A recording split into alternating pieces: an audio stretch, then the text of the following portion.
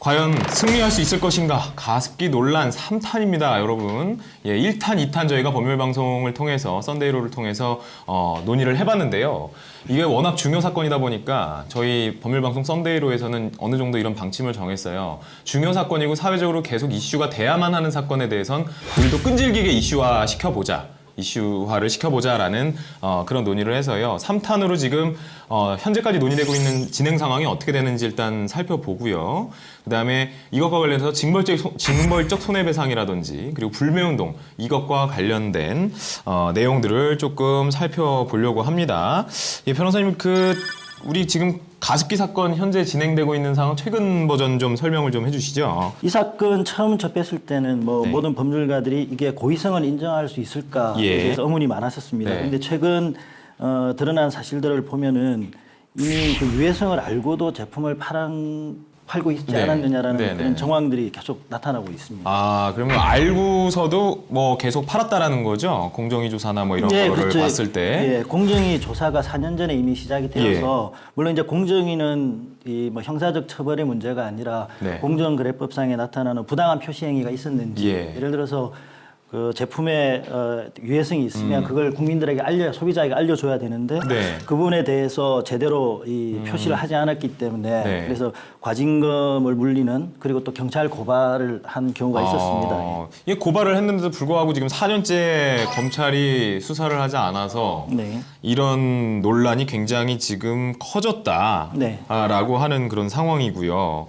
그렇다면 지금 뭐 날이 갈수록 국민의 분노는 더 치닫고 있는 것 같습니다. 그래서 뭐 불매운동으로도 지금 이어지고 있는 상황인데요. 이게 지금 가습기뿐만 아닌 것 같아요. 그러니까 지금 판매하는 업체, 뭐 홈플러스나 뭐 롯데마트 이런 데도 지금 문제가 생긴 것 같고요. 예. 지금 보니까 최근에 뉴스를 보니까 그런 것도 있더라고요. 저희 뭐 페브리즈인가요? 그 냄새 있잖아요. 뭐 고기 냄새 같은 거 없애거나 아니면 공기 중에 이런 뭐 음식 냄새 이런 거 빨리 없애거나 악취를 제거하는 거기에도 지금 뭐 유해 물질이 들어가 있다. 예, 라는 얘기가 나와 있는데요. 근데 이제 페브리즈 같은 경우에는 옥시 사태하고 다르게 옥시는 가습기가 분무가 되면 바로 호흡기를 통한 흡입에 문제가 네. 있어서 바로 인체에 유해한지 여부가 문제가 되지만 예. 페브리즈 같은 경우에는 의류에다가 뿌려서 네. 이게 뭐 방향제 역할을 한다 예. 그러죠. 뭐 예. 그런 상황이기 때문에 과연 이게 직접적으로 인체에 유해한가에 대해서 뭐 문제가 되겠지만 사실 그렇다 하더라도 이 간접적으로라도 인체에 유해할 수 있다면 그 부분에 대해서도 옥시와 같은 기준으로 접근할 필요가 있지 않나 생각합니다. 그러니까 여러분들 뭐냐면 탈취제에 들어간 물질이요. 그게 이제 유해성이 있는 물질이긴 한데요. 탈취제 사용하는 거에 대해서는 뭐 안전하다 뭐 이런 평가를 받은 거예요. 그래서 그 탈취제에서 계속 사용을 하고 있는데 문제는 그 실험에서 그 탈취제가 그 유해 물질이 들어간 그 탈취제가 분무 형태로 됐을 때 그리고 뭐 호흡으로 들어갔을 때 그리고 미세하게 뭔가 이렇게 피부에 접촉이나 뭐 이런 것들이 있을 때 유해한지 여부에 대해서는 실험 내용이 없는 거죠. 그러니까 사실은 이게 살균제의 경우에도 가습기 살균제의 경우에도 그런 실험이 없었기 때문에 이런 문제가 발생한 거잖아요. 그러니까 그 물질이 분무가 됐을 때 가습기만큼 아주 미세하진 않는다고 하더라도요. 그 분자가 뭐 폐에 들어갈 가능성은 없다라고 하면 모르겠는데 그것도 지금 문제가 좀 유해성 여부에 대해서는 검증한 바가 없기 때문에 혹시나 하는 마음에 지금 신문에서 지금 다루고 있는 게 아닌가 지금 그런 상황이 되는 것 같아요. 근데 지금 가장 중요한 거는 아까 그 변호사님 소개해 주신 대로 4년 전에 이미 공정거래위원회에서 야 그거 위험하니까 쓰면 안 돼. 그리고 뭐 과징금인지 뭐 그런 걸 물리고 검찰에 고발까지 했는데 이런 정황들이 있었다면은 당연히 고의로 판매했다라고밖에 보여지지가 않은 상황이잖아요. 그래서 지금 이게 고의에 대한 이런 문제 때문에 그 기업의 부도덕성이라든지 이런 것 관련해서 여러분들 지금 징벌적 손해배상 이런 논의들이 지금 나오고 있어요. 그래서 지금 이쪽 징벌적 손해배상에 대해서 시청자 여러분들이 좀 알기 쉽게 좀 설명을 좀 해주시죠. 민사재판에서 가해자의 행위가 악의적이다. 소위 악의적인 불법 행위를 했다.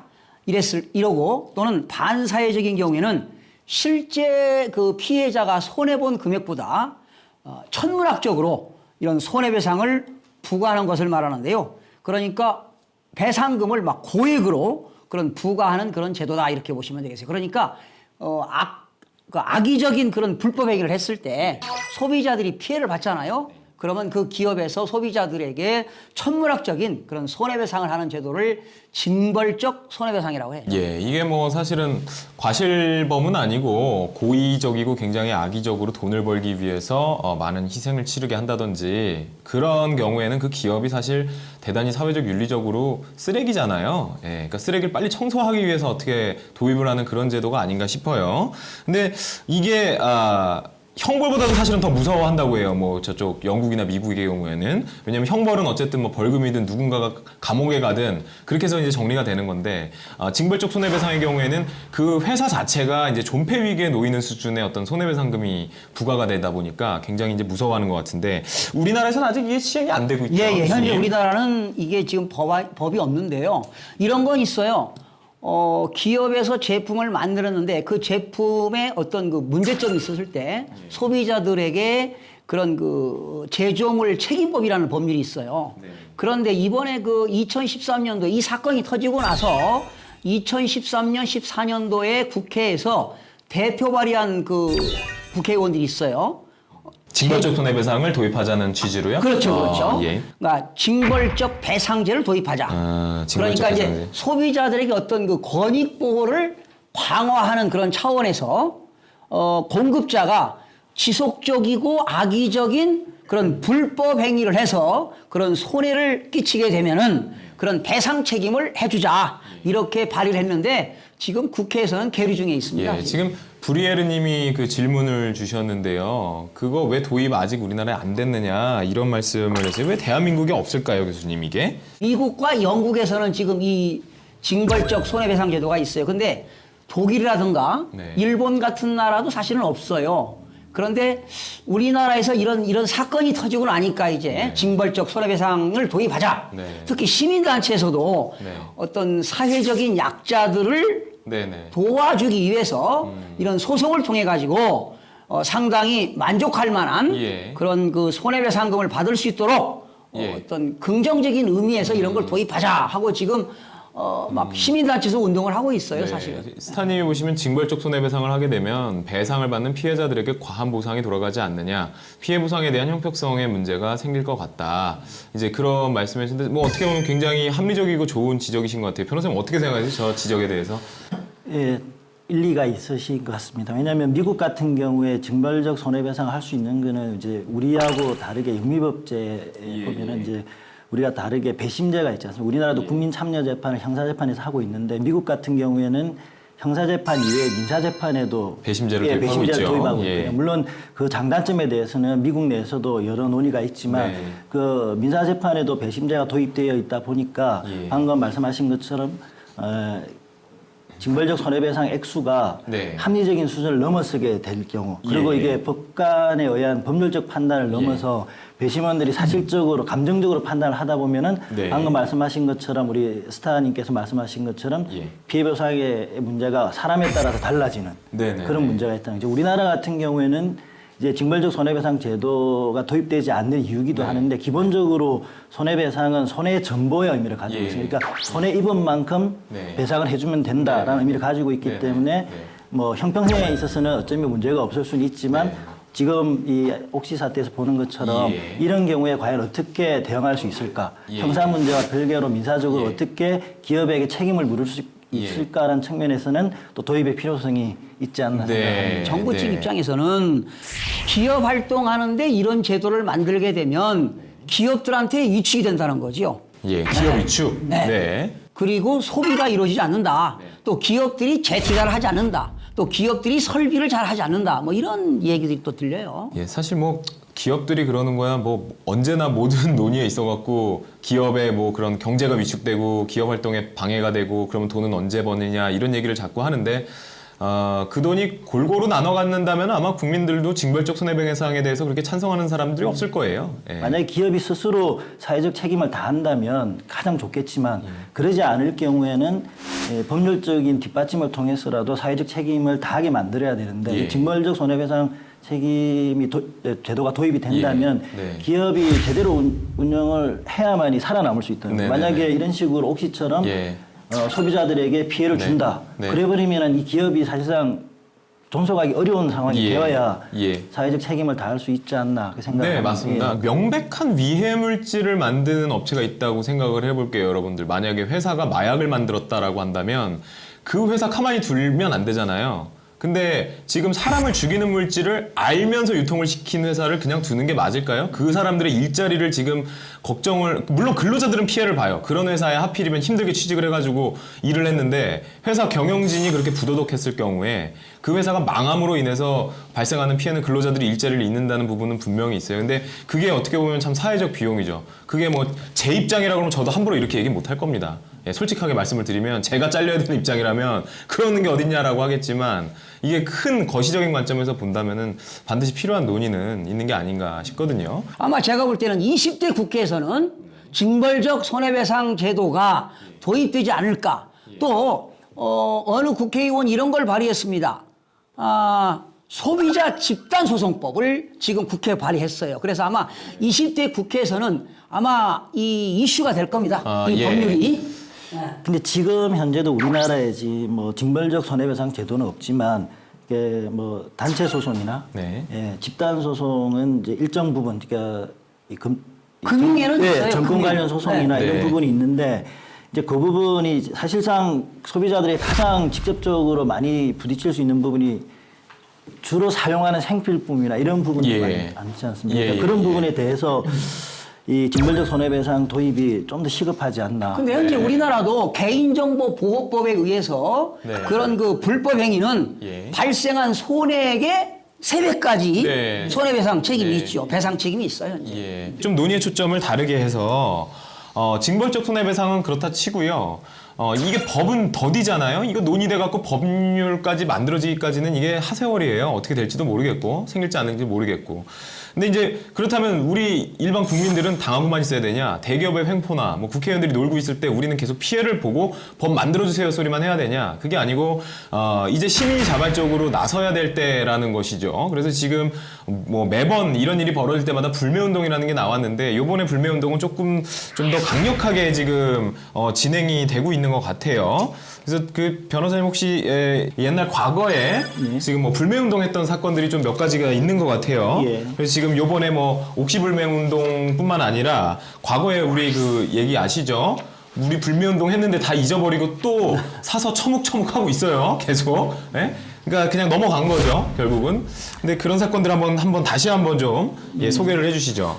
가장 대표적인 게 그 낙동강 패널 사건 있지 않습니까? 아, 그때, 저 기억도 안 나요. 여러분 낙동강 패널 사건 기억나요? 부산에서 했던 거. 대구에서 예, 두산그룹. 예, 두산그룹이죠. 예, 두산그룹에서 했던 거죠. 예. 91년도 3월에 벌어졌던 일인데 그때 야, 91년 3월이면 여기 태어나지도 않으신 분들도 있어요. 예. 그러실 수도 있겠네요. 25년 전 얘기입니다. 25년. 예. 예. 그래서 이 두산전자 구미공장에서 무단으로 이렇게 방류한 패널 원액이 예. 30톤 정도가 낙동강 상수원으로 흘러 들어가는 거예요. 네. 그러니까 이제 여기서 시민단체들을 중심으로 해서 두산그룹 전 제품에 대해서 불매운동을 벌인 적이 있습니다. 예. 그래서 사실은 이때 우리나라가 징벌적 손해배상 제도가 없었기 때문에 예. 이 두산에서도 손해배상을 사실상 지역사회에 예. 그게 대한 뭐 죄송함의 표현이겠죠. 그래서 예. 222억 원을 배상을 했지만 뭐 결국에는 전국적으로 불매운동이 일어났고 네. 타격을 크게 받은 걸로 알고 있습니다. 그리고 그리고 오비맥주가 그 오비맥주가 팔렸다는 타격이 거죠? 좀 심해졌죠. 실제 그때만 해도 오비맥주가 하이트보다 많이 팔릴 때였죠. 그래서 예. 사실 시장 점유율이 거의 70%였었는데 이 패널 사건으로 인해 가지고 55%까지 떨어졌다. 맞아요. 그런 적이 사실 있었어요. 이게 계기가 돼서 그 이후로 불매운동이 네. 사실은 이때부터 시작이 됐군요. 그렇죠. 91년도부터 여러분들 우리는 불매운동이라는 걸 했었답니다. 교수님 불매운동은 어떻게 하면 효과적일까 좀 한번 의견을 그런데 제시해주세요. 우리나라 사람들은 예. 잘 잊어버린다고.